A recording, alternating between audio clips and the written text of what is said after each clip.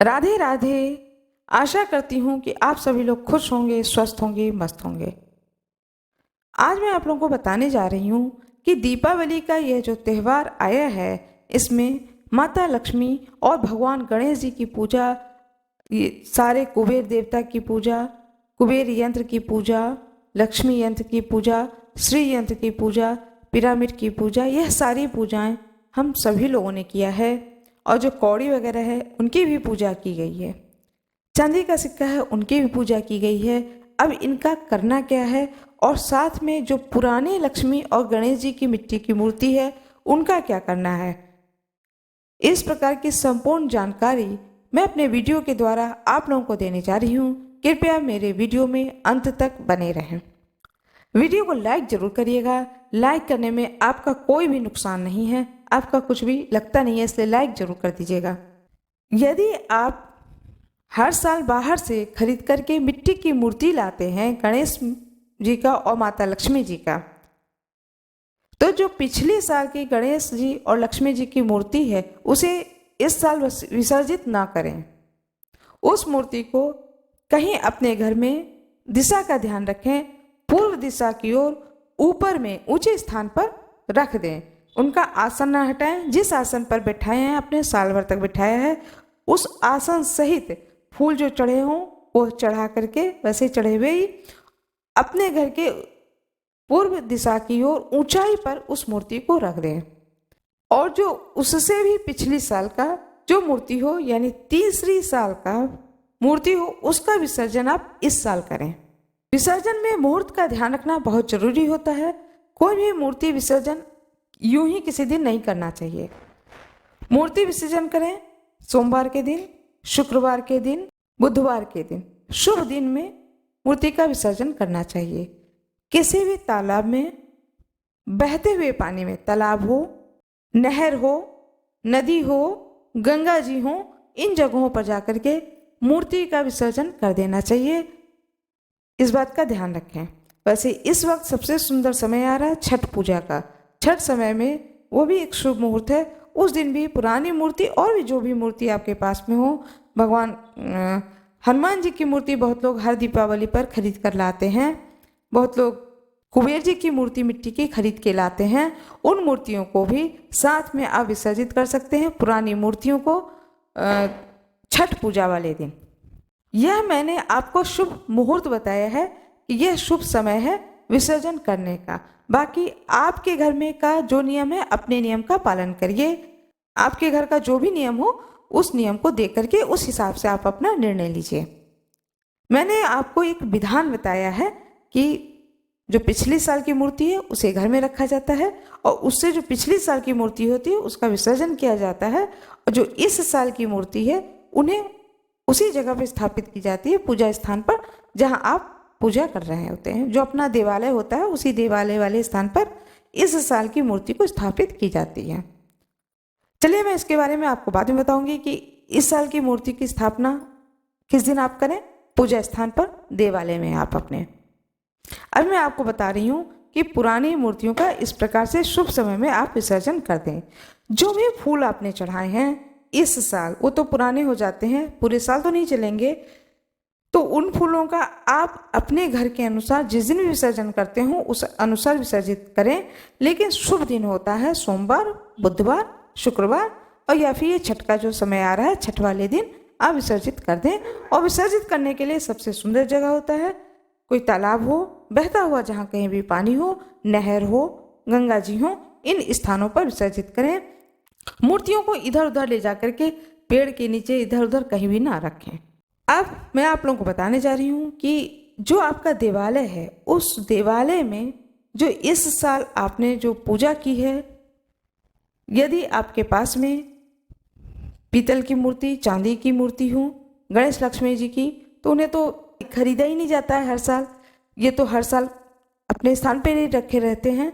दीपावली के दिन चूंकि विशेष पूजा की जाती है, तो पाटा पर स्थापित करके पूजा करने के बाद में फिर उसी स्थान पर देवालय में उठा करके रख दिया जाता है।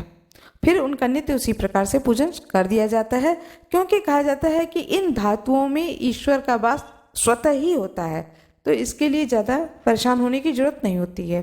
लेकिन जो मिट्टी की मूर्ति होती है उनका विसर्जन किया जाता है और इन्हें वापस देवालय में रखने का शुभ मुहूर्त है दिन बुधवार को। दिन बुधवार 16 नवंबर 2023। यह दिन अत्यंत शुभ है। इस दिन आपने देखिए पूरे 5 दिन की पूजा करी। धनतेरस, छोटी दिवाली, बड़ी दिवाली, गोवर्धन पूजा, भैया दूज, इस प्रकार से 5 दिन की पूजा हुई। अब छठे दिन जो कि दिन बुधवार पड़ रहा है 16 नवंबर 2023, इस दिन अपने देवालय में उठा करके उनके आसन सहित जो नीचे आपने आसन बिछाया है, छोटा सा एक आसन बिछाया जाता है, उस आसन को सबसे पहले अपने देवालय में बिछाएं और उसके ऊपर गणेश भगवान को और माता लक्ष्मी की मूर्ति की स्थापना करें, उन्हें वहाँ रखें। उनके पीछे श्री यंत्र रखें, बगल में कुबेर यंत्र रखें। कुबेर भगवान का फोटो हो तो उन्हें भी गणेश भगवान के तरफ रखें, कुबेर भगवान की मूर्ति को रखें। इस तरह से ध्यान रखें कि किन चीज़ों को कहाँ पर आपको रखना है, क्योंकि कुबेर यंत्र, श्री यंत्र, इनकी पूजा नित्य की जाती है। इन्हें कहीं छुपा के नहीं रखा जाता है, देवालय में ही रखा जाता है और इनकी पूजा नित्य की जाती है। रोज इन्हें पोछा जाता है, रोज धूपबत्ती दिखाई जाती है और रोज ही भोग लगाया जाता है। अब जो आपने जो चांदी का सिक्का चढ़ाया था वो कौड़ी, गोमती चक्र, इन चीज़ों को एक लाल कपड़े में लपेट करके किसी छोटे पर्स में बंद करके अपने लॉकर में पूरे साल भर तक उस स्थान से उस चीज़ को बाहर ना निकाले, सुरक्षित स्थान पर रख दें। रुपए चढ़ाते हैं बहुत लोग, तो रुपए भी उठा करके एक पर्स में करके, छोटे पर्स में करके रख दें, अपने तिजोरी में या लॉकर में ले जा करके रख दें। आपने जो मिट्टी का दीपक जलाया है लक्ष्मी जी की पूजा में, उस मिट्टी की दीपक में नित्य पूरे 1 साल तक, यदि आप कर पाएं तो पूरे 1 साल तक सरसों के तेल का दीपक जलाएं माता लक्ष्मी की मूर्ति के सामने। यह बहुत ही शुभ होता है। पूरे 1 साल तक कहते हैं कि माता लक्ष्मी का यह दीपक है और उसी दीपक में डेली दीपक जलाया जाता है, सुबह शाम दोनों ही टाइम में माता लक्ष्मी की मूर्ति के सामने। और जो कुछ भी आपने मिठाई चढ़ाई है वह मिठाई, खिलौना, खीर, बतासे, फल, यह सब प्रसाद जो है अपने पूरे परिवार सहित मिल बैठ करके खा लेना चाहिए, ग्रहण कर लेना चाहिए। यह प्रसाद कोशिश करना चाहिए कि अपने घर में ही सभी लोग ग्रहण करें। बाहर जो लोग आते हैं उन लोगों को यह प्रसाद नहीं दी जाती है। जो बाकी प्रसाद जो भोग लगाया जाता है मिठाई का, फल का, वह आप आने वाले मेहमान को दीजिए।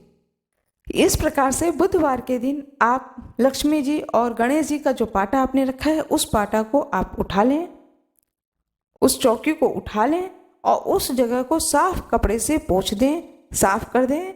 और जो भी आपने कलश स्थापित किए उस कलश को उस जगह से उठाएं और कलश के जल को पूरे घर में छिड़कना चाहिए।